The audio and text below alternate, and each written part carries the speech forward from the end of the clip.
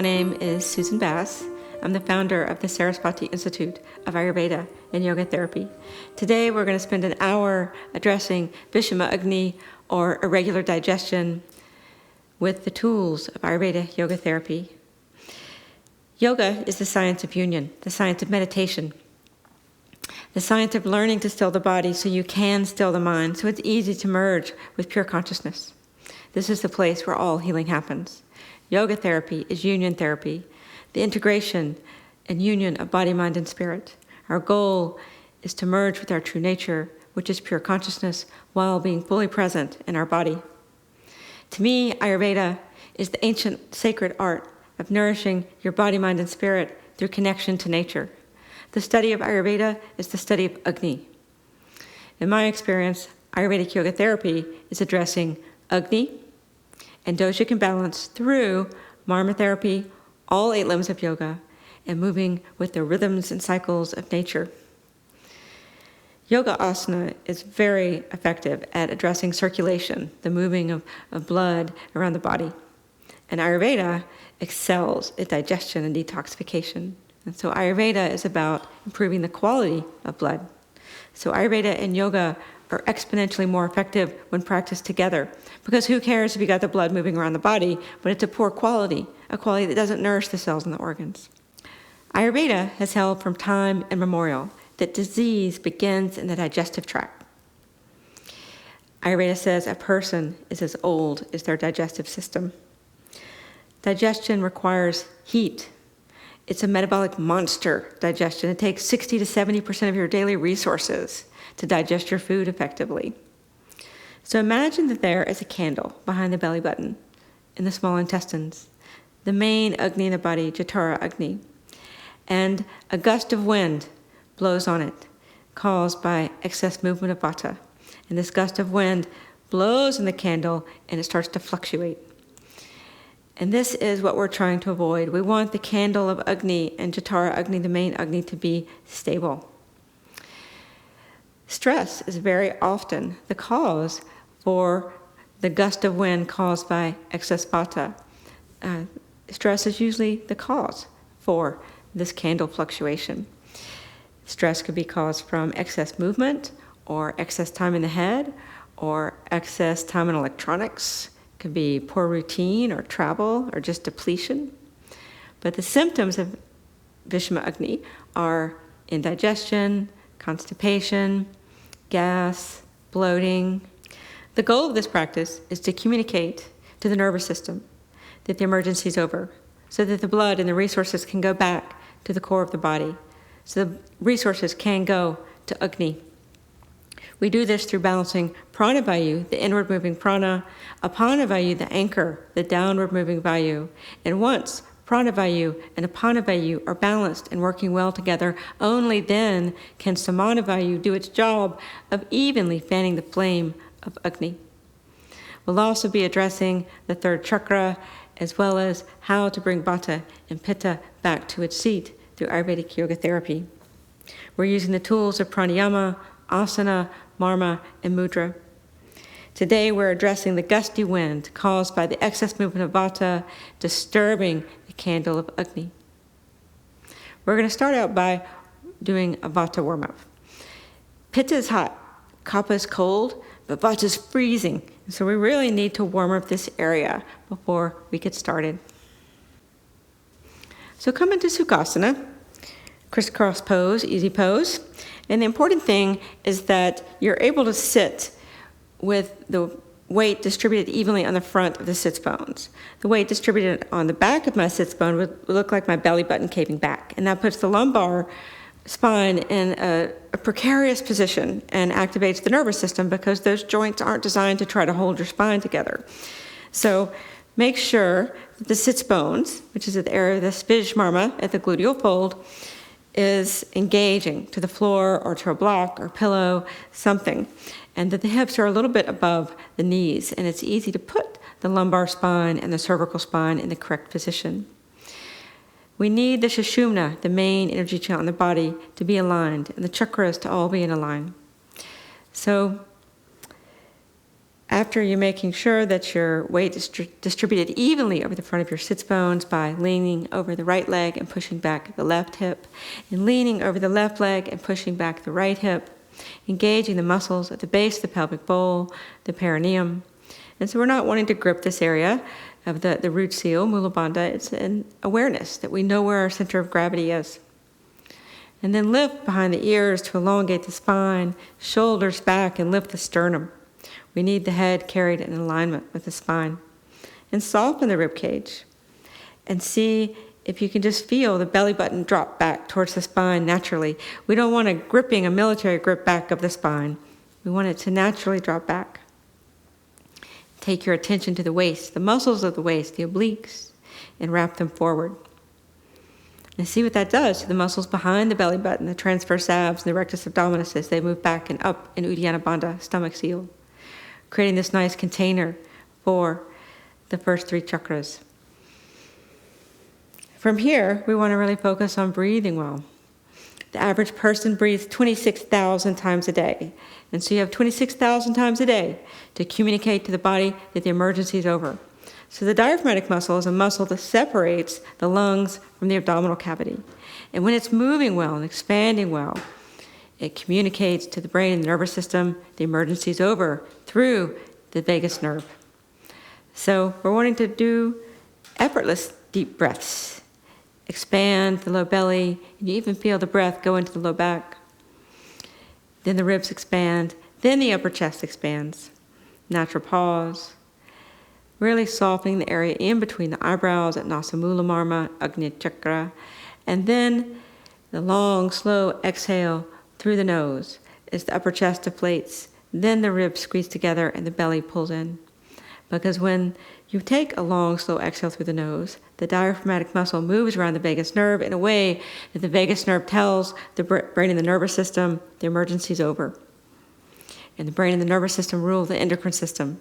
And the endocrine system the adrenals are part of the endocrine system. And once the adrenals start running like hamsters on a wheel, things really start moving a lot in the seat of Vata. And it's the beginning of the stress process. So we need to make sure that the adrenals do not get activated. And we can do that through our posture and our breath, and by relaxing the eyes and the jaw, and the language of the body, communicating the emergency is over. So warm up the hands. Call in warm, nourishing prana. And we're going to send this nourishment into the seat of Vata. Send our intention, integrate the heat and consciousness into the pelvic cavity, into the seat of Vata. It's all about building the energetic base first. So the hands are the control panel of the body. 72,000 nadis originate at the belly button, and then they go out, to the ends of the hands and the ears and the toes. And when you go into mudras, you're able to activate certain energy channels, nadis, in certain ways.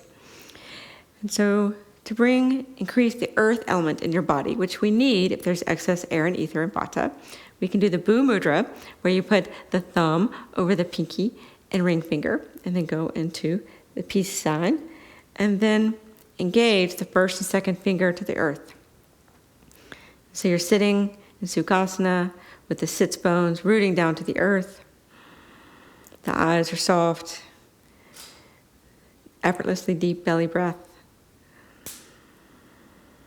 Long, slow exhale through the nose. Upper chest deflates, ribs squeeze together, and belly pulls in. It takes 30 seconds to activate the energy circuit of a mudra. Making sure you're still elongating the spine, lifting behind the ears.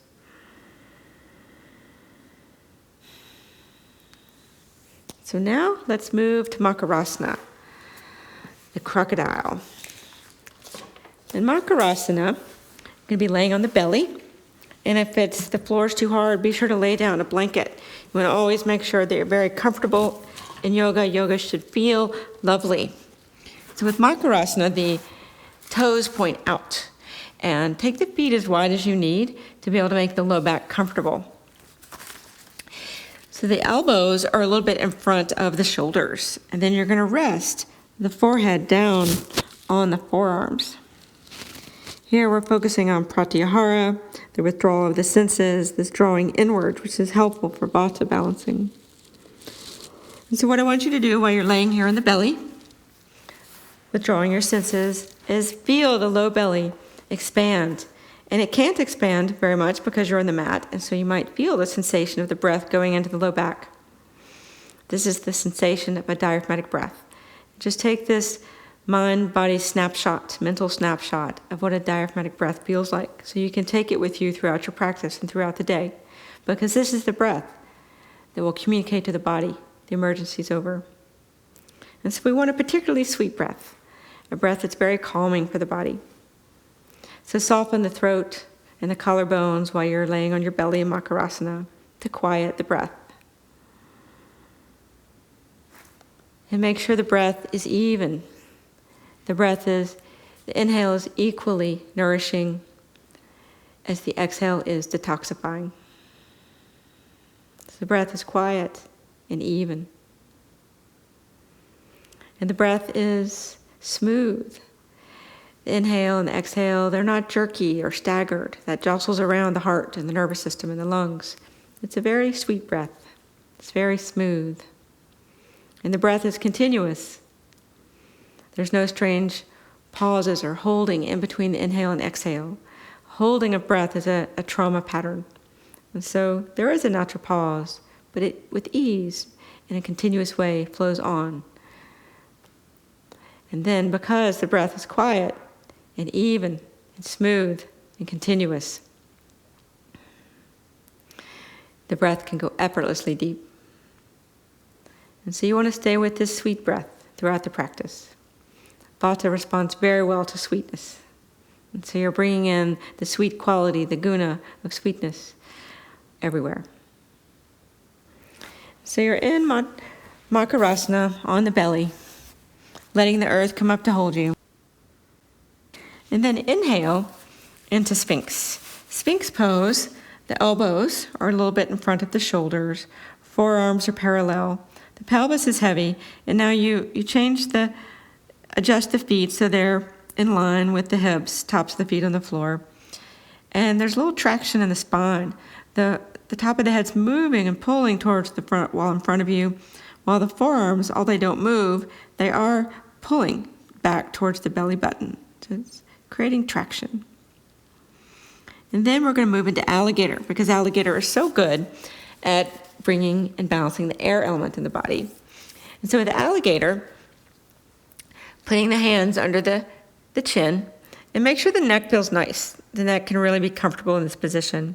You're going to inhale and elongate the spine, and on the exhale, how gracefully can you look back towards the right foot as it pulls up.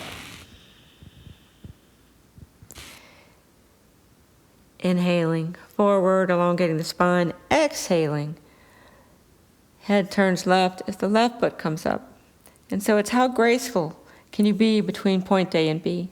And so continue with this coordination practice, because it helps bring Vata into its seat. When the corpus callosum, the 200 million axons that connect the right and left hemisphere of the brain, have to communicate to coordinate these movements, it requires the air element to ground. And so Alligator is wonderful for grounding the air elements in the body. Next time you finish your round, inhale into Sphinx pose. And then we're going to exhale into Child's Pose, a wide-legged Child's Pose. Put the toes together, the knees are hip-width apart. As you come back to Child's Pose, making sure that your forehead's resting on something. We don't want the head to be hanging, and so the forehead's resting on a block or a pillow or the mat. And just let the shoulders melt off the back. The sacrum widens as the earth is coming up to hold you, as you're still in compression mode, which is so good for balancing Vata. Staying with the sweet breath, even in this position, the breath is quiet, even, smooth, continuous, and effortlessly deep. And now inhale slowly up to tabletop. Tabletop, the wrists are a little slight bit in front of the shoulders. If this hurts your knees or wrists, you could come down to your forearms if it hurts your wrists, or get on a blanket if it hurts your knees. It's important that your joints feel good. And ask the body how it wants to move. But just let it come from the inside. Maybe there's a long stretch on the right lateral side, and then the lateral stretches invite in hydration. And someone with a Vata imbalance is usually struggling with holding onto water, but ask your body from the inside out how it wants to move.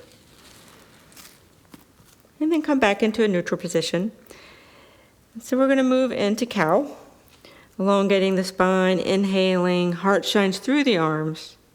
And then exhale, rounding the back, squeezing the front of the heart, opening the back of the heart, exhaling all the air out.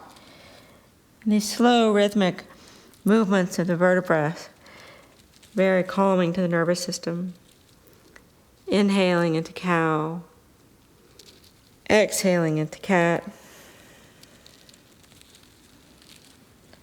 Pairing movement with breath.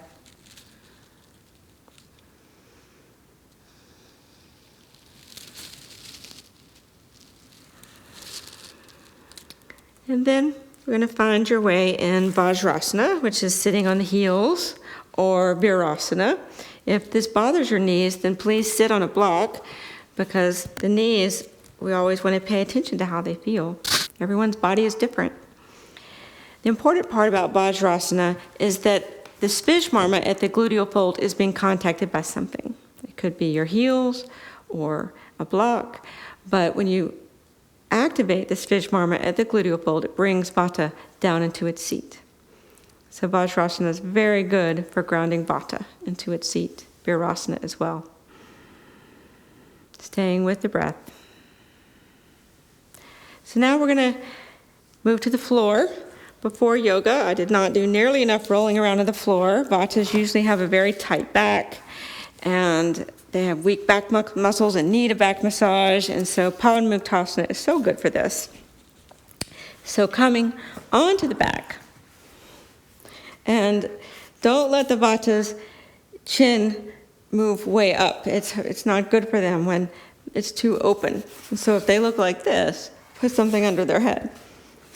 And so Padmuktasana, hugging the knees in, and then rocking side to side, right to left, to massage the intercostal muscles in between the ribs, to expand breathing, warming up the low belly,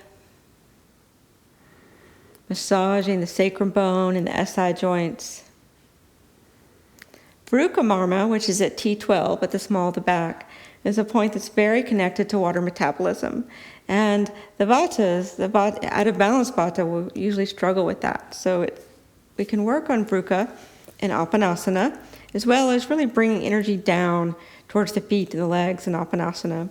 It's nice to do one leg at a time to start with, just to make sure you're really getting in contact with the core muscles.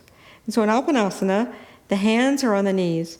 And on the inhale, even though the hands and knees are both pressing into each other, on the inhale, the hands win. And the exhale, the knees win. But let's start with the right leg. Inhale, the right hand pushes the right leg away.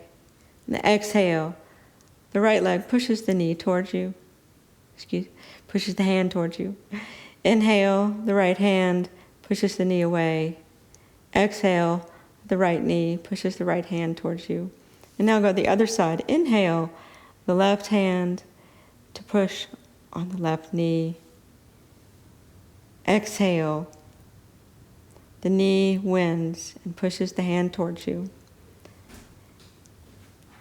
And then once you feel like you've awakened these muscles, you could go to both legs. You're not straining, but you are engaging these deep core muscles. This is not coming from outer muscles, it's from deep in the core.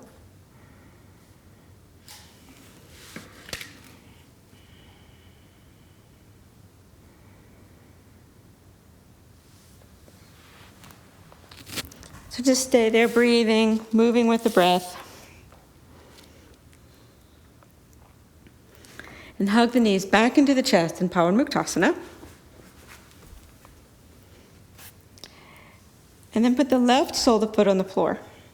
And we're going to do knee circles with the right leg. And we want the power from this to come from deep inside. And so see how gracefully the right leg moves around in circles. These seem like really simple movements, but they're wonderful for waking up and warming up deep core muscles. It's about the grace. And then the right foot goes down, and then the left leg is moving.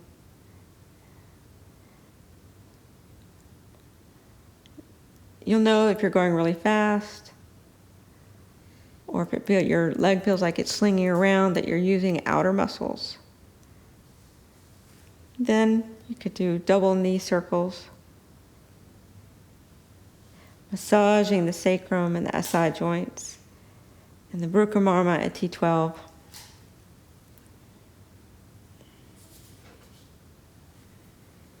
And then back into Pavanmuktasana.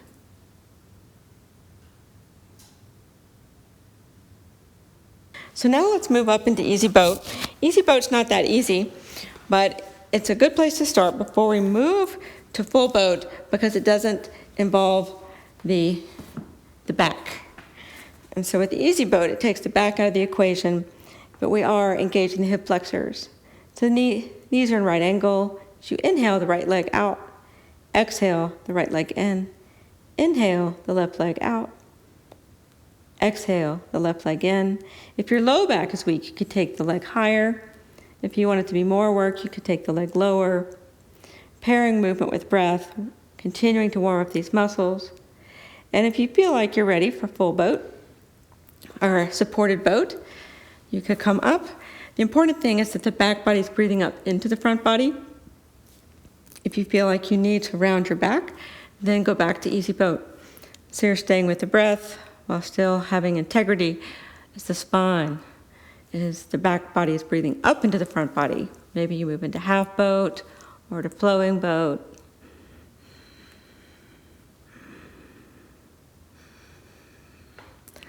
Pick the boat that's right for you. But you'll feel heat building. And now let's do a cobbler's pose. Warm up these poses, these muscles we've been working. Sitting on the front of the sits bones.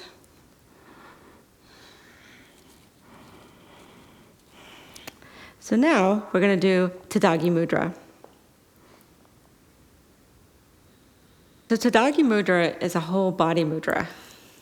And we do Tadagi Mudra to bring prana to the third chakra. And so what we're going to be doing is we'll be laying down and you blow all the air out. And then engage Mula Bandha, Uddiyana Bandha, and even Jalandhara Bandha. The energy in front of the throat comes in and up to the crown chakra as you slightly, gently close the throat so no air can come in. And with no air in the lungs, no air coming in, you pull the musculature up under the sternum and hold it. Hold out the air, hold the musculature in. And then when you feel the need to breathe, release the bandhas and take a breath. And so let's do it together. You would not do Tadagi Mudra if you're on menses or pregnant or just ate food or feel like your bowels or bladder are full.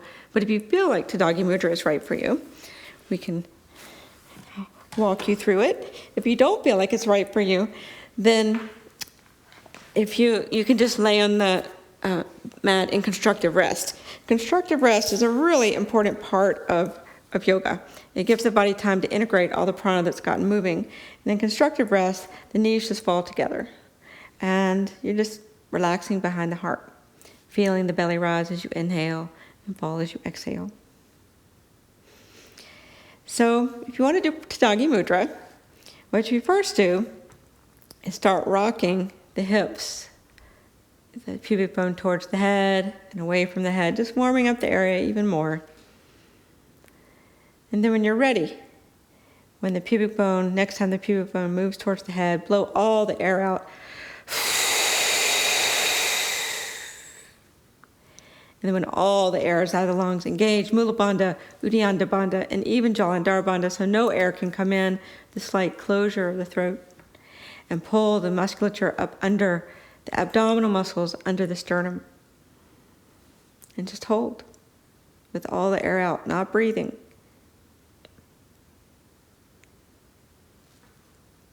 And when it is time to breathe, release the bandhas and breathe. And you can do that 1, 2, or 3 times and feel how much warmer you feel in the air, the third chakra. You're bringing Agni back to the core. So, one more time if it feels right to you.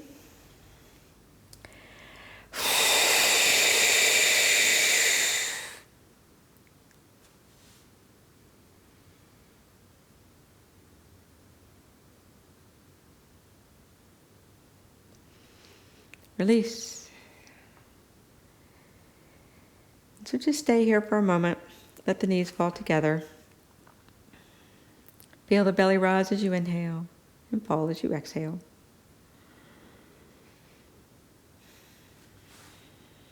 And then roll to the right side and roll to sitting. It's really important to roll to one side before you move up to sitting, because someone with a Vata imbalance will usually have weakened SI joints, and the SI joints can be really strained by just moving straight up to sitting from lying down. So next, we're going to move to the standing portion of the practice. Tadasana is the most crucial pose of the entire physical asana practice. The rooting of Tadasana is key, the opening of the soles of the feet and rooting down to the earth. You're also connected to the heavens, but you're very connected to the earth, and the earth is receiving you and moving through you, but consciously connecting to the heavens. If yoga is not starting with this process, it can never be truly therapeutic, because therapeutic yoga is about practicing being embodied, svasta.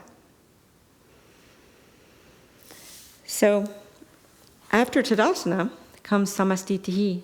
So Tadasana is standing mountain pose. But after that is coming into attention in standing mountain pose, which is Samastitihi. And in this place, someone owns, I am supposed to be here and the earth receives me.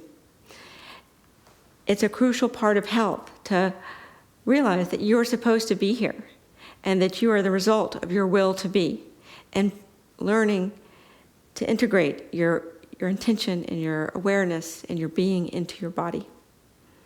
So to start this process, we need to become aware of Padamaja, which is the marma point on the sole of the foot, kind of like right under the ball. And this is the point you're really going to be activating and opening and reaching down to the earth with, because the Padamaja is very connected to the diaphragmatic muscle. And the diaphragmatic muscle is the muscle that controls the breath, and it's also emotional reactive center. So let's move to standing.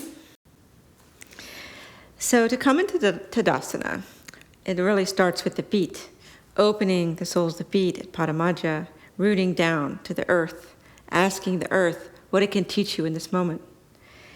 Really stretching out the toes and then relaxing them back down to the mat, because we want them to touch the mat, but we don't want them to be gripping. The big toe in particular is very connected to the ether element, and so if you find the big toe wants to come off the floor, Vata is leaving its seat. And so we want to make sure all 4 corners of each foot are fully connected to the earth. You're pressing the balls of the feet into the floor and lifting the inner arches, and feel the energy spiraling around your legs and how it inserts the femurs into the hip sockets, how strong it makes you here in the ring of power. When you lift the inner arches, the kneecaps turn forward. And once the kneecaps are turning forward, the ankles, the knees, and the hips are all in alignment. And that makes it safe to go in and out of lunges. So making sure that the feet are truly aligned. The rooting of the feet is the key to Tadasana and the beginning of the physical asana practice. And then Samastitihi, coming into attention in the body.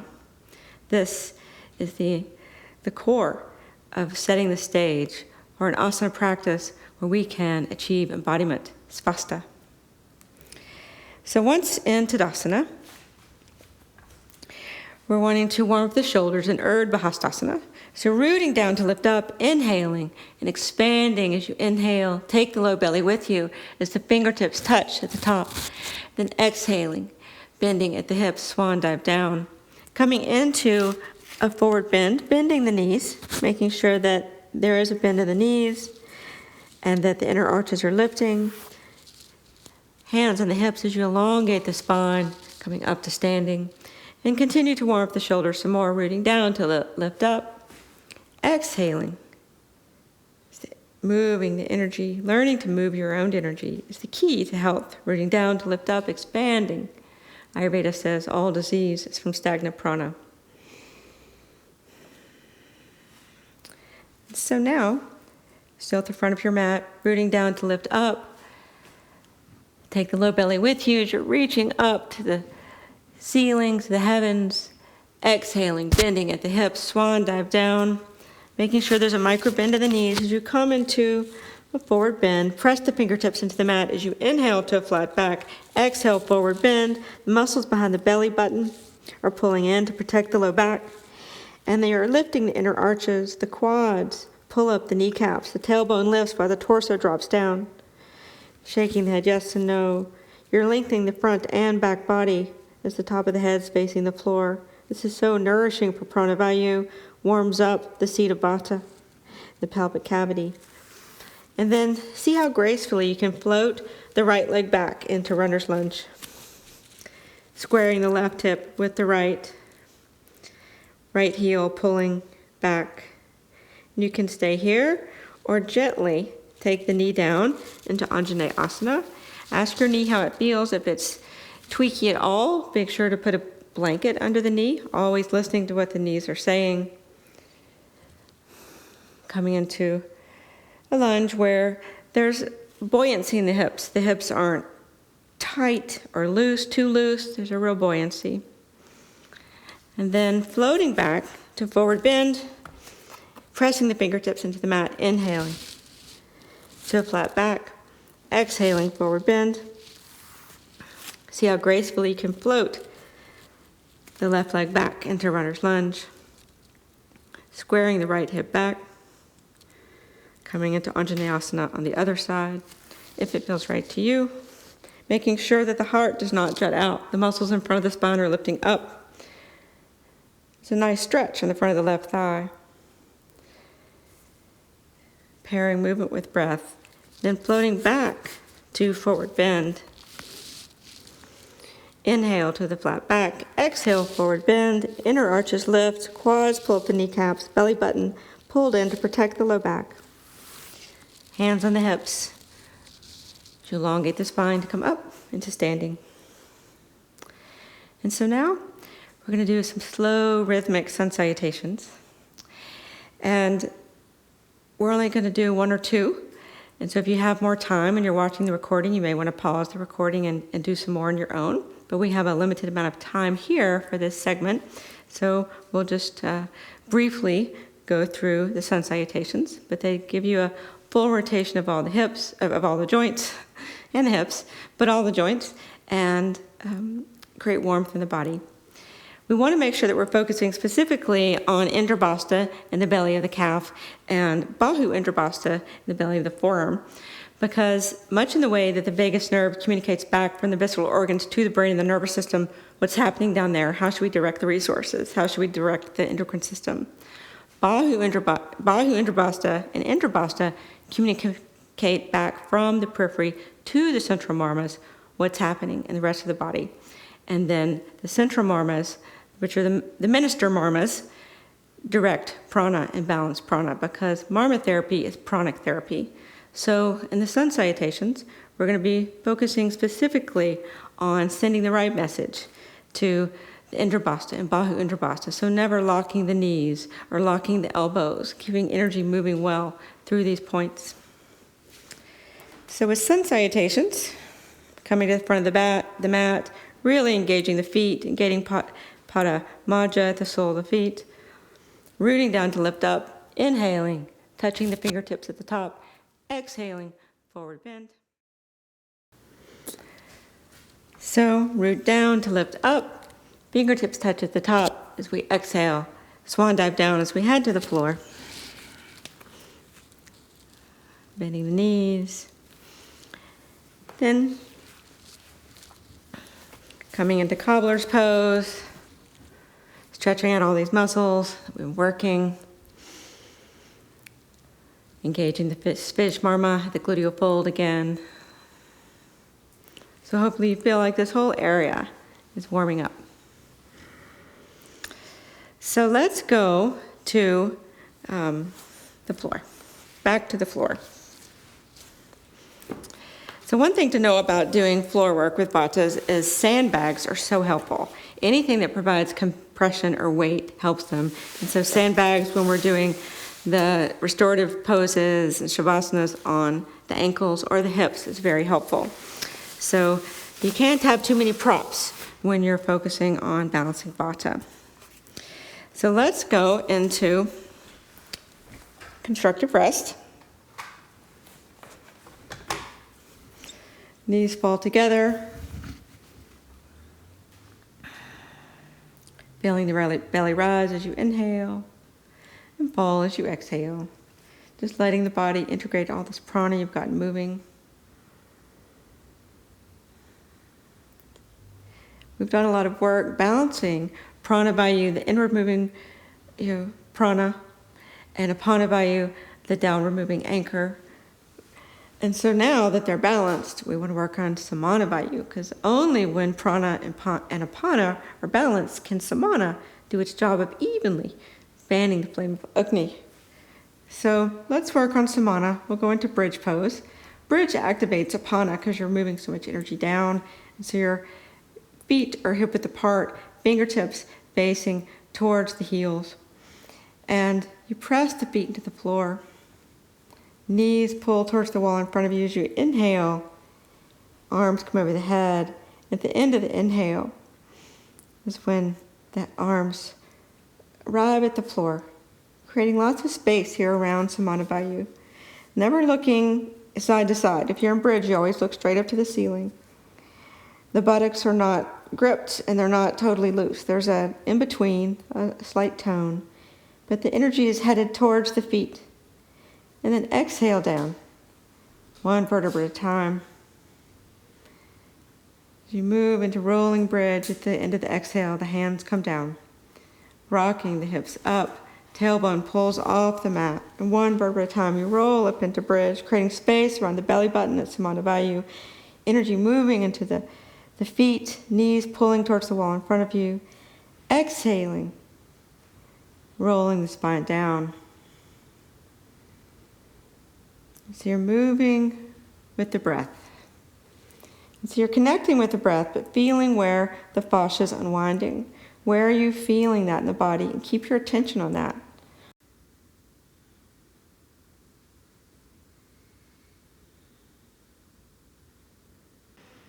So now bend your knees and place the feet flat on the floor. We're going to churn and ring and activate the area of the third chakra. Pick up the hips, take them to the left, put the hips down, and the knees fall over to the right, below the hips, and you may need to put a block under your right thigh so that both your shoulder blades can stay on the ground. And then put your one or both hands right up close to the top of the bottom of the rib cage. And the hands aren't going to be doing anything except for guiding your attention to this area on the left side of the rib cage, the left side of the third chakra, Manipura. And so on the left side, there's the stomach and the pancreas and the spleen, the left side, the intestines, as well as the descending colon. And so we're wanting to really awaken this area.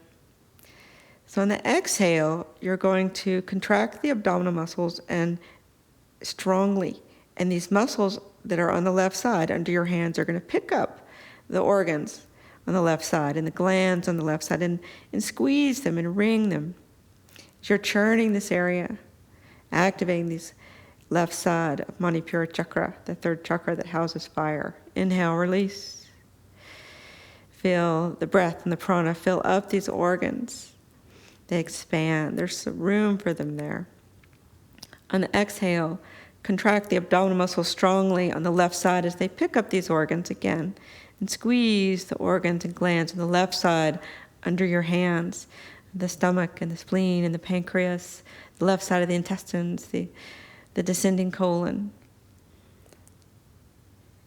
Really wringing and squeezing and activating this area on the exhale, and the inhale, release, and you expand. And so do this a few times as you're contracting on the exhale, using your muscles to pick up these organs on the left side. Squeeze and wring and activate, and then inhale, release.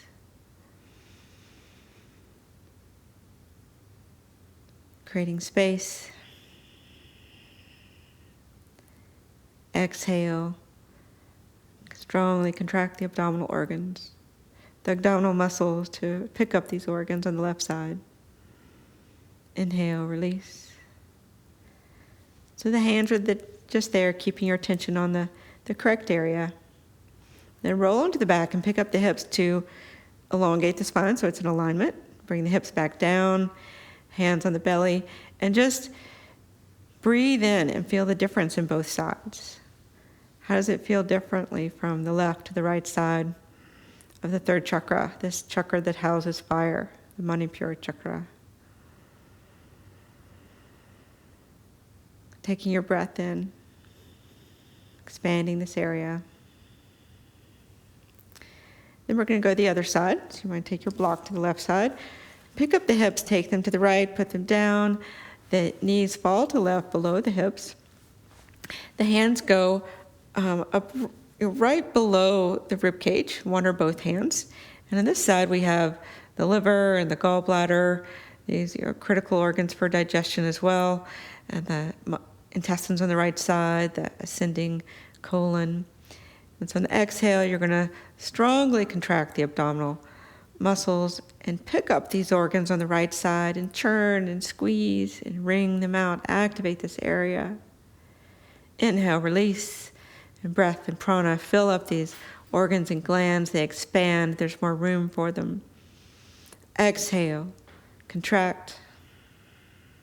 The muscles on the right side pick up these organs and glands, wringing, squeezing, churning, activating this area.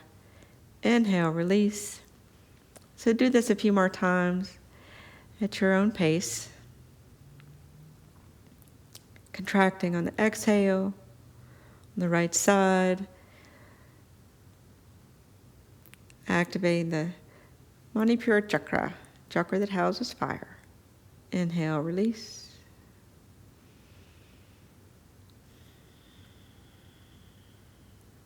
So when you've done the same amount on the right side that you have on the left, we're going to roll onto the back, pick up the hips to align the spine, bring the hips down, and just breathe into this area. Hopefully it feels warm. You're bringing the Agni back to its seat. So now we're going to go a little bit stronger. We're going to go with sit-ups. And with sit-ups, we're going down the center. And we're going to be activating these muscles even more, and this whole third chakra even more.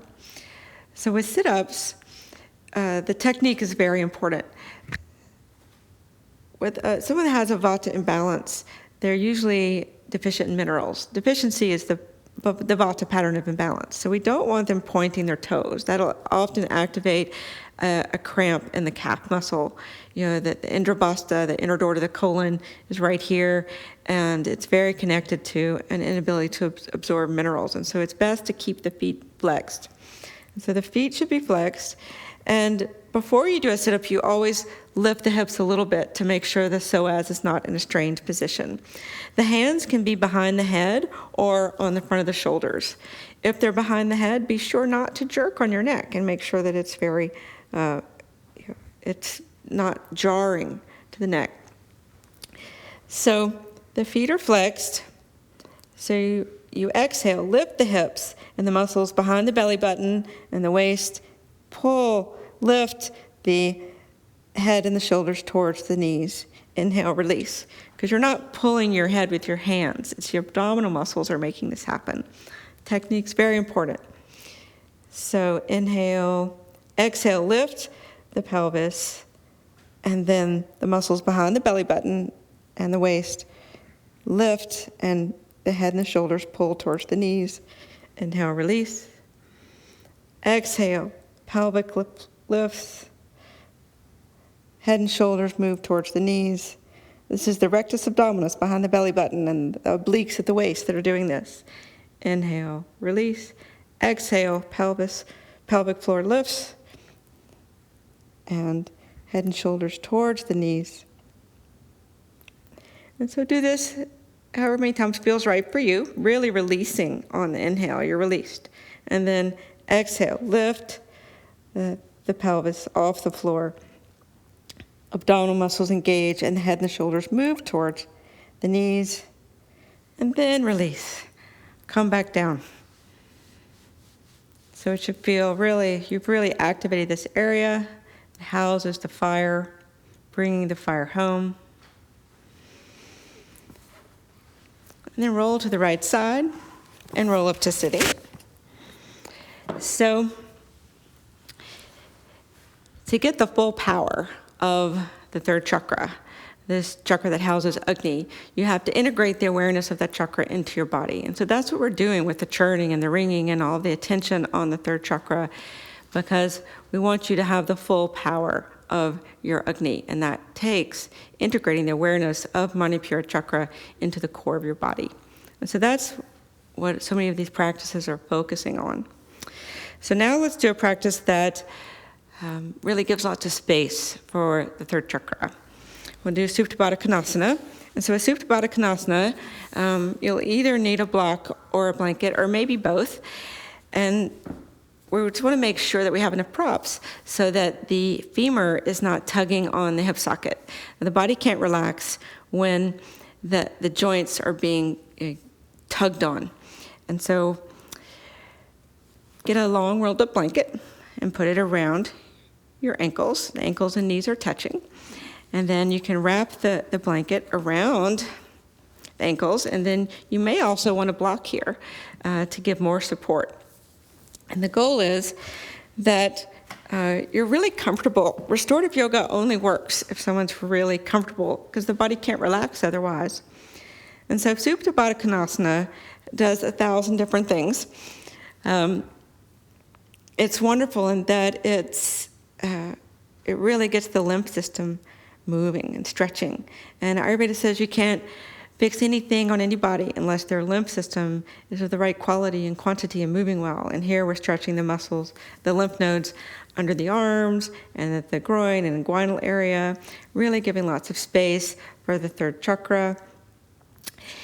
And you're creating lots of, nice stretch in the muscles on the insides of the thighs. And these are the most important lymphatic muscles in the lower body because they pump lymph against gravity back towards your heart. And so we're getting a nice stretch here, but not too much on the inner thighs.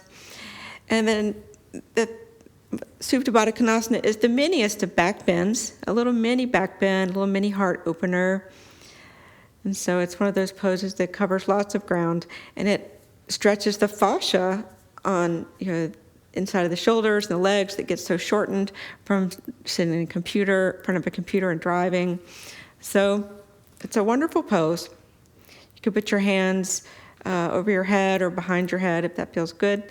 And if you're feeling you need more Apanavayu, downward moving energy, to ground Vata, then the soles of the feet, do a little pulsing with them to strengthen the pelvic floor and create a nice cozy container for Vata to settle down into by strengthening the pelvic floor.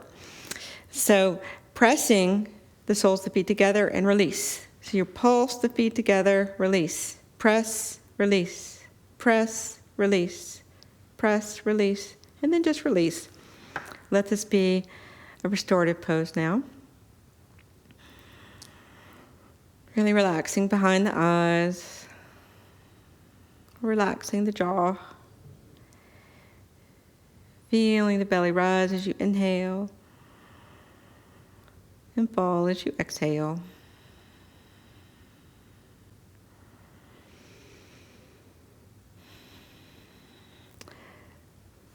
So now take your right hand to lift your right thigh and left hand to lift your left thigh. The hips are going to need a little moment now to integrate all the prana you've got moving. Hands on the belly, feeling the belly rise as you inhale, feeling the breath even go into the low back. The belly falls as you exhale.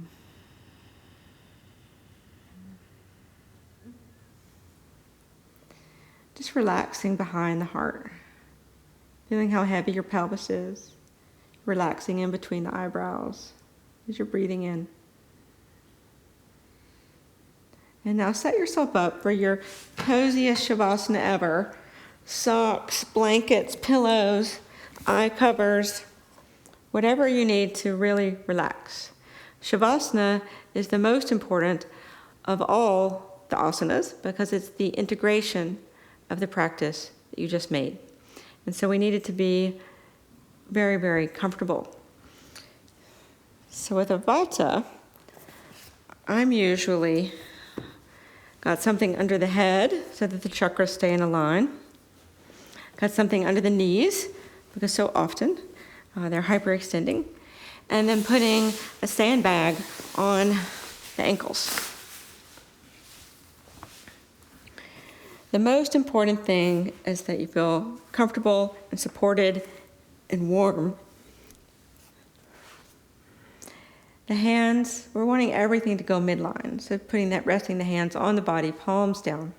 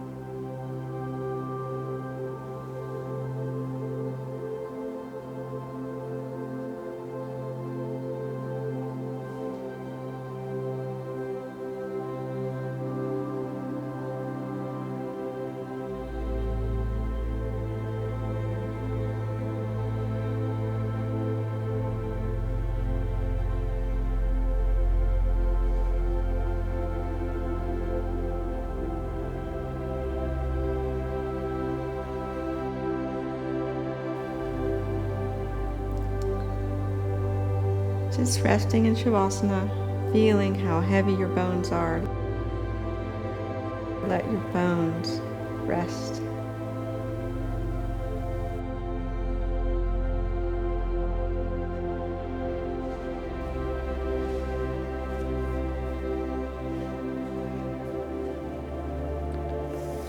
You are part of and heir to all the treasures of the universe, but you have to agree to receive them.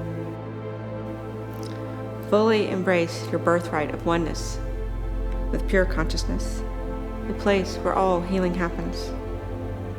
You will know you are there when you feel relief.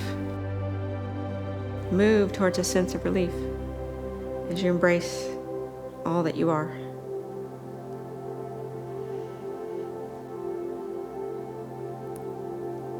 Start bringing your attention back into your body, wiggling your fingers and toes, maybe rotating your wrists and ankles.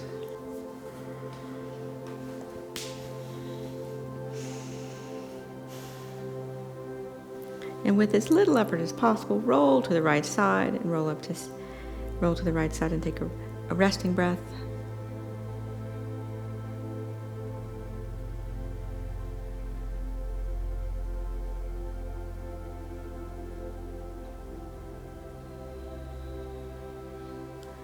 Then you use your arms and hands to peel yourself off the floor, the head being the last thing to come up as you roll up to sitting. And set yourself up so your hips are a little bit above your knees, maybe sitting on a block or a blanket. So the Vedic texts say we should practice pranayama before meditation because pranayama does such a wonderful job at organizing the prana in the body. The pranayama that I chose for the Vishama Agni practice is Kapalabhati, the skull shining breath version, because it does such a great job at activating Apanavayu and activating the third chakra. So with Kapalabhati, the focus is on the exhale. You're throwing the breath out of the lungs. On the exhale, the muscles behind the belly button go back and up. And the inhale is passive and slow as the muscles behind the belly button drop down and out. And it's really important the technique is done correctly. So putting the left palm on the belly and the right palm under the nose so that you are sure when the belly goes in, that's when the air comes out. That's very important. And so if Kapalabhati doesn't feel right to you because you're on menses or pregnant or you just ate or your bowels or bladder are full, then just sit and do the 3-part yogic breath. If you're doing Kapalabhati, up to 25, as you focus on the exhale.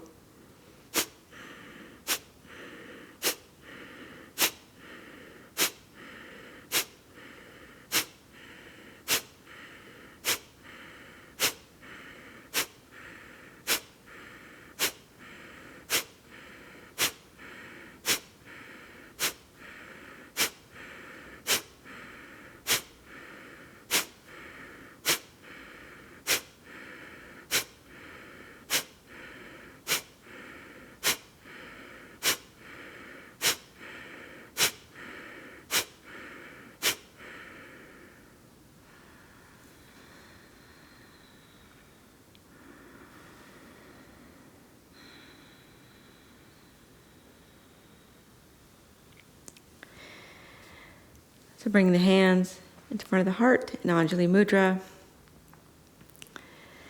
Om Shanti Shanti Shanti. Bow to the heart and Namaste. If you have more time, it's a wonderful time to do meditation. The Soham meditation where you're focusing, giving the mind something to focus on, focusing on the So on the inhale and the Hum on the exhale is a wonderful way to ground the Vata mind and to meditate. And you could maybe do the Ugni Mudra, where the thumbs touch the ring finger, or the Apana Mudra, where the thumbs touch the 2 middle fingers. But if you can, spend a few minutes meditating. It's been wonderful to be here with you to take a deep dive into Vishama Agni. Namaste.